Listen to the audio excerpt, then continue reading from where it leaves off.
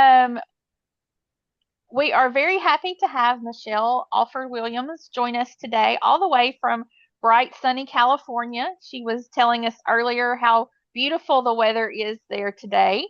And so I'm going to let her introduce herself, and we're going to talk about all things work related, I do believe. Thank you. Again, thank you very much for contacting me. I know Jim through my project that I run here. So I am the senior director for what's called Next Gen Initiatives here at Disability N. So Disability N is a global company that works with corporations, helping them meet their inclusion goals for people with disabilities specifically. I get the honor of working with college students coming out of college or in college who are looking to transition into employment. I run a virtual mentoring program. So currently, this year's class, we had over 850 people apply. We have a class of 378 students that we're currently are paired with our corporate partners as a mentor, and we actually do every month a presentation on different employment skills, employment areas for the mentor to then help that student with to help them get that networking piece, that major piece of how do I do this completed. Things like last month was using AI to do a resume. It was an incredible presentation. Um, I learned we always learning new things, and AI is one of the big things. And they do the presentation not only to our students, but they also do it to our mentors so that they can actually assist the next gen student with doing their resumes. Coming up next month is going to be interviewing skills. How do you do behavioral interviewing and technical interviewing skills? So we do teach the students, and we teach the mentors, and then we do it together. We also talked about how your LinkedIn profile and things like that. So that's kind of at a high level what I do here at Disability. And I've, like all of you, we all have different projects that we work as well.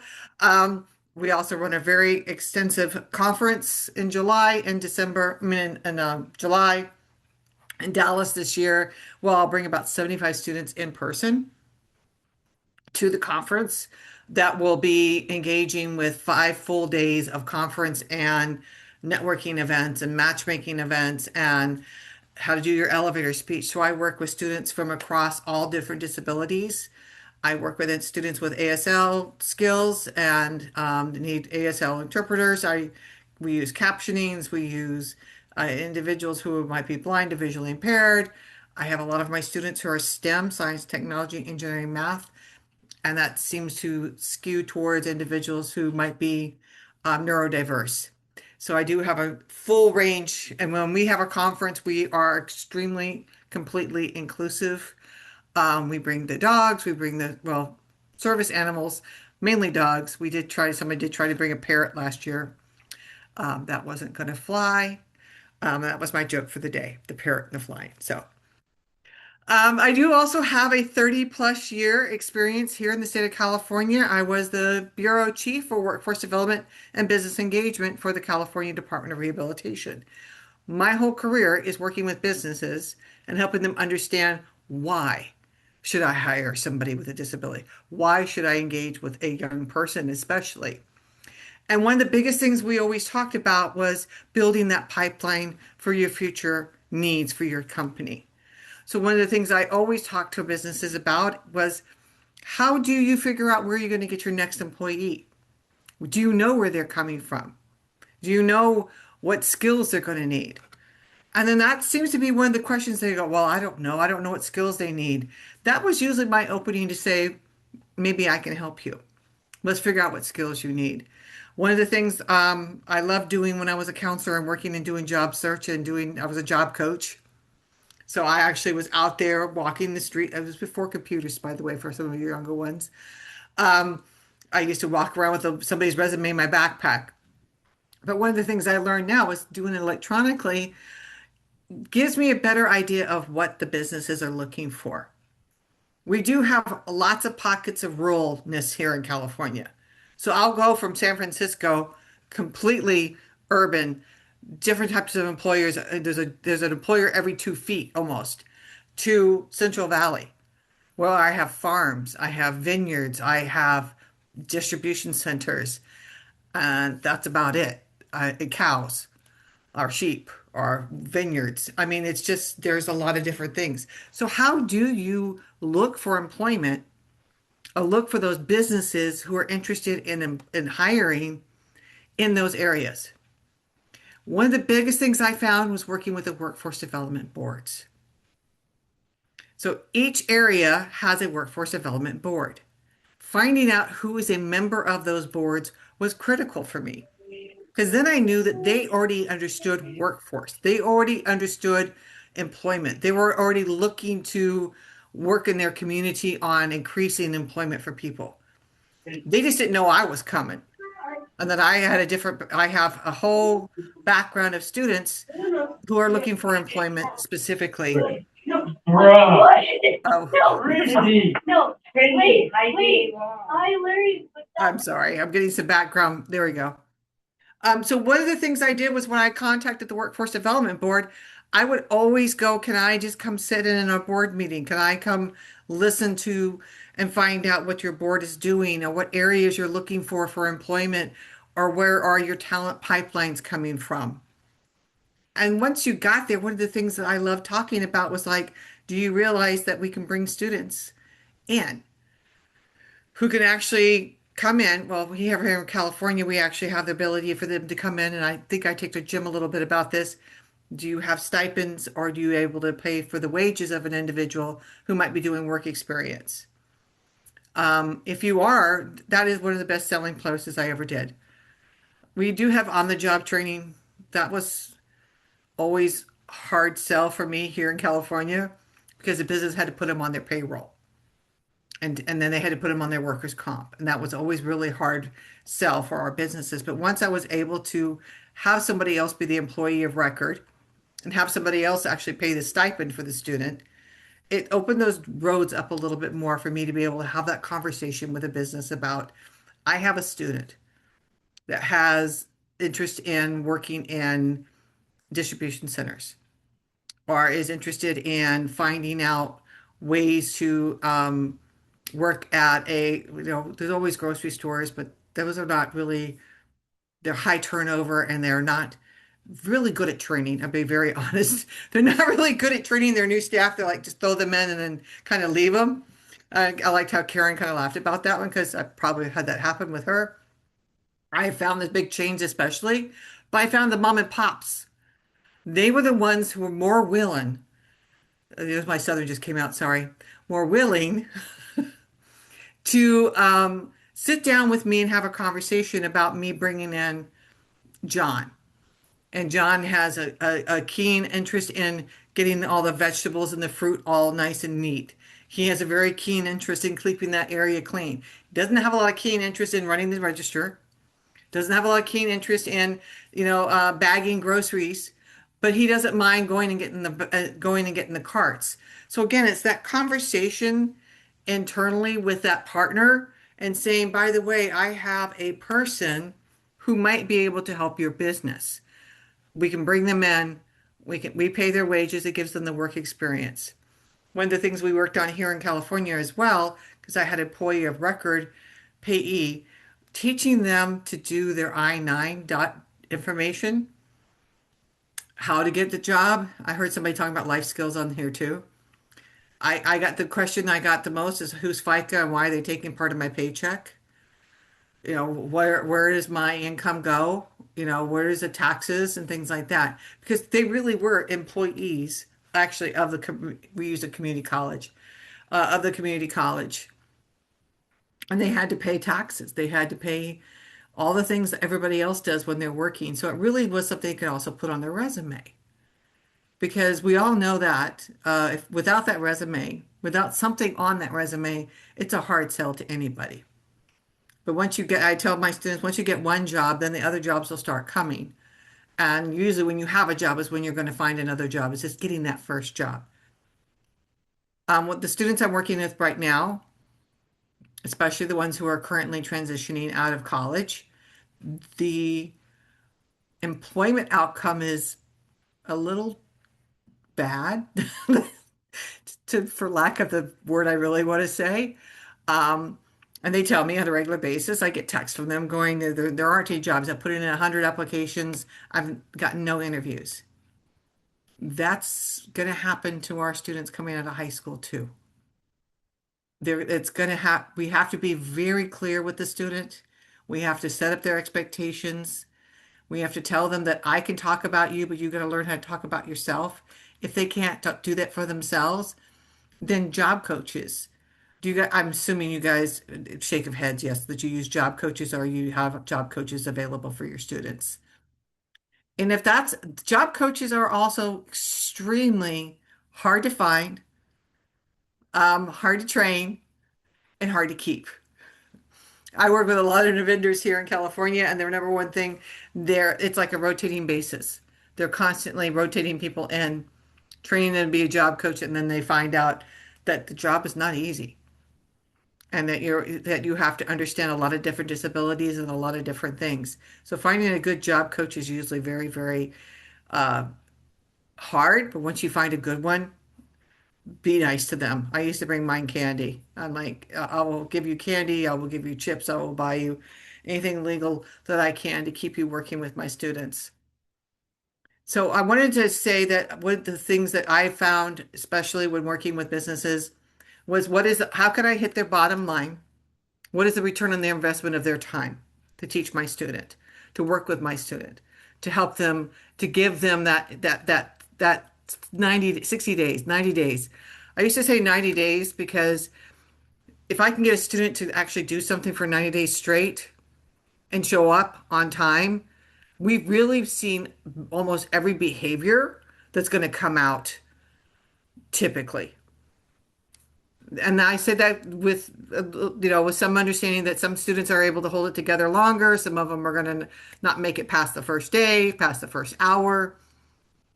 But it's again setting up those expectations with your students and saying you have to make the 91 day, the 91 day. And they're like, why? Because we got to make that 91 day. You got to make it past a certain point. And I used to have clocks on my phone with them saying, okay, today's 80 days. We've got 10 more days, and then you've got to 90 days. And then that internship or that job opportunity or that work experience might end. But I'm already starting to look at what's their next one and asking them, who do you know? Asking the business, do you want to keep them or do you want me to bring in somebody else? For those of you probably doing this for a while, you know that there's a couple of businesses that will constantly bring in students. Once you make a really good relationship with a business, they will constantly bring in students and be a training ground, knowing that they are going to get them, I hate to say it, but at no cost. But they actually train them and give them that work experience, which is what our students need. I did get pushback from some people here. They were like, that business has trained 5 students, and so they've gotten free labor for 5 people. I'm like, 5 people got work experience. They were not going to get that any other way. So sometimes we have to take the business possibly not being as generous with the fact that our students are going to get what they need. So one of the last things I wanted to make, I'm making sure I look at my points over here, was when you were talking to a business, disability etiquette and disability awareness was the number one issue why my businesses did not want to hire my students. They had a fear of what happens if they don't do well? What if I can't fire them? What if they act out? What if they, A, B, C, and D? I traditionally, when I was meeting with a business partner, especially the workforce boards, again, this is how I got in, usually the workforce boards, I would do disability awareness and etiquette training. I would do a free training at no cost to the board on how to interview, how to hire and maintain people with disabilities in your workforce. Because we're already there, by the way. I don't know if you've seen the new stats, but 1 in 3 Americans has a disability. I have ADHD, I have a learning disability, I have anxiety. I've picked up a few more now as I've gotten older. Not so fond of the new ones. The old ones I was kind of used to. And they keep trying to interact with each other, and sometimes they don't get along. So that's part of my disability. But it also makes me very empathetic with my students because I understand what it was like to stand in front of somebody and not be able to get that word out or be able to do that five correct things that you just told me verbally because I have an audio processing disorder. But if you write it down, I've got it. So some of the things I use with my students and my partners is I tell them there's an app for that. There is almost, I have on my phone probably 5 or 6 apps that I use with my students. One's called Cardzilla. It's just a voice to text, or it, and then so I work with students who use ASL, who English might be their second language, ASL is their first language. So again, it's a lot of typing back and forth. If I don't have an interpreter with me real quick, I sign enough to be dangerous and to tell them I can go to the bathroom. And so they basically tell me don't sign. But I can use that app. I can use voice to text. I can use all kinds of captioning tools. There are agents out there now that can help people communicate. So one of the things I do with our corporate partners is I tell them all the time, ADA legally opened the door, but it's attitudes that are keeping us from getting the job. So we have to address the attitude the business partner is going to have, or it's never going to matter how great our student is, or how much we prepared, or how we know their business, if they don't know that they have a bias against us as a people with disabilities. So again, that's one of the first things I do is I try to get to the workforce board, or I try to get to if they are part of a organization. So some businesses will be like the Farmers Association, or there's going to be a association of architects or whatever you're looking at, that you can get to those associations and provide them just a 30-minute free presentation and talk to them about disability etiquette.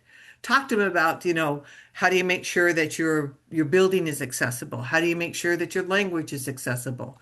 And those are really very key things when working with partners to be able to access them to talk to you about your students. So I wanted to open up and ask. I think at this point I was going to Amy open it up for questions.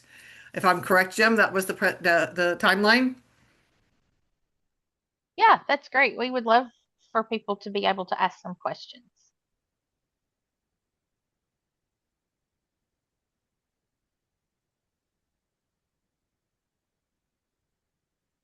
Okay. I know people have questions, so just being quiet because we know we have like 5 more minutes. But so one of the things I really want to talk to you, I really want you to understand one of the things, if you need additional resources, Jim knows I've got a ton of stuff, a ton of experience, background, and knowledge. Disability In also has a lot of information. We do a lot of research, and we're using that research to find out ways to get our business partners to be more engaged with our students or our people with disabilities that we're trying to hire.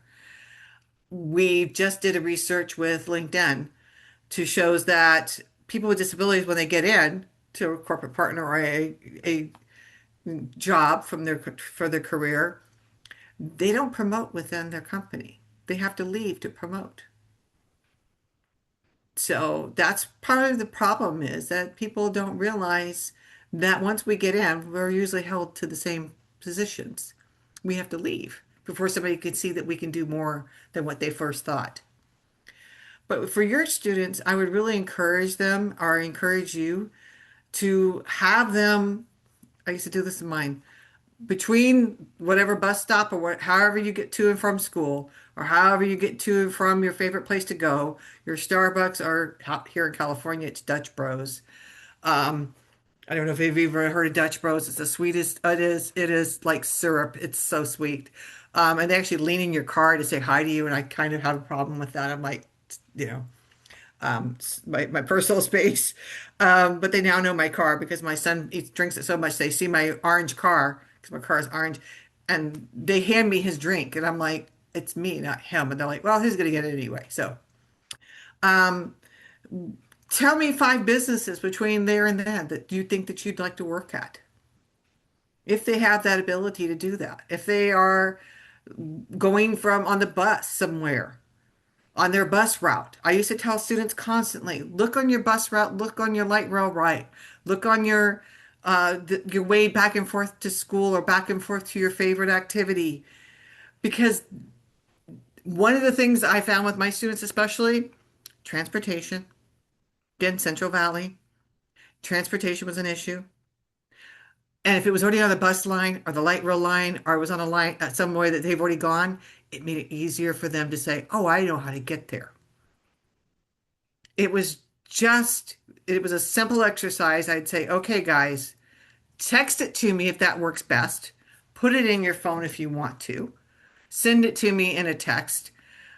Do not use emojis. I had to tell them to stop doing emojis because I couldn't understand what the emojis meant.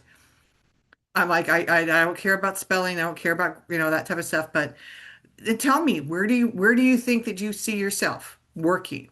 What do you think you would like to do? And it was amazing how many of them came up with better ideas than I did because they then started looking outside the window on their way to and from school or on their way to and from things and going, oh, but I know well, we have them, still have them, I think, out here. We used to have a GameStop. They're closing a lot of the sites out here. GameStop hired a lot of my students. They all like gaming. They knew the language. They knew how to play the games. They liked working in a store where they could actually have knowledge. GameStop was one of my favorite. So, I mean, so that again, I didn't think about that. One of my students went, I want to work at GameStop because I like to game. And I'm like, is that really a reason to work somewhere? He goes, why wouldn't it be? And I'm like, yeah. So, so sometimes listening to them is kind of part of the technique. My current students, again, are in college. A lot of them will tell me they're getting a degree, and I'm like, in a certain area, and I'm like, what are you planning to do with that degree? And then they kind of look at me like, I don't know. So they sometimes don't get there. So I saw somebody put in the chat where we are at Disability End. Again, at Disability End, there is an area on there where you can actually sign up for our newsletters. We do lots of presentations that are available to people. We're always talking about our program. So if you have students who have transitioned from high school or now in college or are transitioning to college and you think that they might benefit from my program as well, again, it's a virtual program. So just don't forget about us because we would definitely like to see students come from Arkansas. My boss lives there. So he's always going, how many students do we have from Arkansas? And I'm like, I don't know. I can tell you how many I got out of California because I work with the transition counselors here in California all the time on my students. And I know we're at time, right? 12:30? Yes. Yes, ma'am. You did great. Any questions before Michelle, before we let her go about her day? Because it's lunchtime in California. It is, and my pit bull is over here laying on the bed, my house hippo, and he's letting me know that it's time for him to go potty and go eat his snack. Yes. So, Well, but thank you so much, Michelle, for joining us and sharing your experiences with engaging employers and how to uh, find employers to work with our students. all right. Thank you. You guys have a great day.